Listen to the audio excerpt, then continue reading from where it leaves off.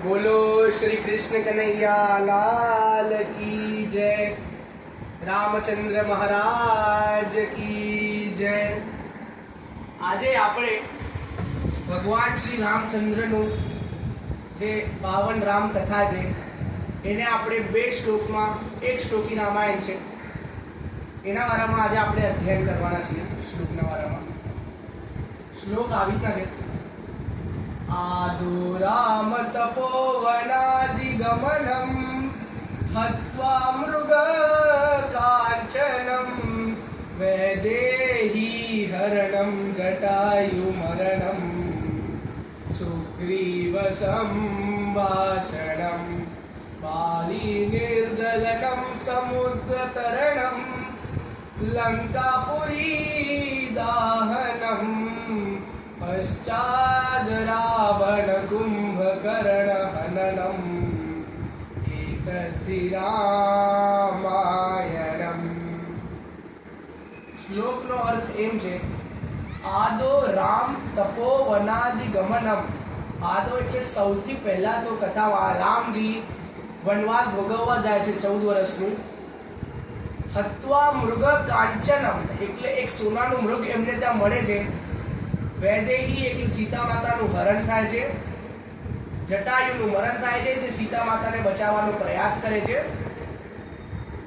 સુગ્રીવ સંભાષણમ એટલે રામ જ્યારે સીતા માતાને ગોતતા ગોતતા ગોતતા સુગ્રીવ પાસે જાય છે, તો સુગ્રીવ જોડે જઈને એ વાર્તાલાપ કરે છે, એમના જોડે ડિસ્કશન કરે છે કે કેવી રીતના આપણે આગળની યોજના બનાવી છે।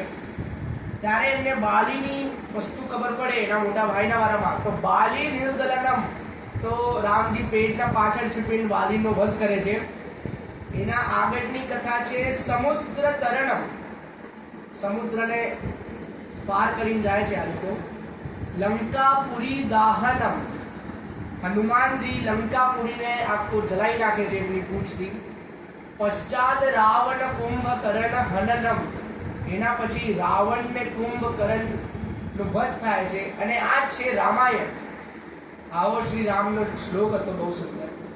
એવો જ એક ભગવાન શ્રી કૃષ્ણની લીલા બતાવવા વાળો પણ એક સારો શ્લોક છે, આવો જ છે। આદો દેવકી દેવ ગર્ભ જનનમ ગોપી ગૃહે વર્ધનમ માયા પૂતના જીવતાપહરણમ गोवर्धनोद्धारणं कंसाच्छेदन कौरवादिहननं कुन्तीसुता पालनम् एतद् भागवतं महापुराण कथितं श्री कृष्ण लीलामृतम्। આદો દેવકી દેવ ગર્ભ જનનમ, સૌથી પહેલા દેવકી અને વસુદેવના ત્યાં કૃષ્ણ ભગવાનનો જેલમાં જન્મ થાય છે। ત્યાંથી વસુદેવ એમને ગોકુળમાં લઈ જાય છે, અને ગોપી ગૃહે એટલે જે ગ્વાલા લોકો હોય એમના ઘરે એમનું એ મોટા થાય છે। ત્યાં પૂતના માયા જેવા અનેકો રાક્ષસો આવે છે, એમનો વધ કરે છે। ત્યાં ઘણી લીલાઓ દેખાડે છે, કાલિયા મારે છે।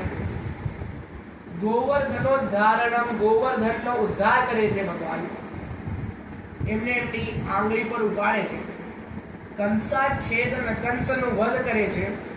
કૌરવાધિહનનમ, કૌરવોને પરાસ્ત કરવામાં।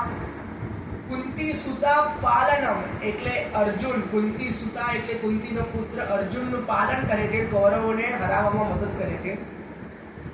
એતદ ભાગવતમ પુરાણ કથિતમ, આ છે મહાભાગવત પુરાણની કથા, શ્રી કૃષ્ણનું લીલા જે અમૃત જેવું છે। ધન્યવાદ।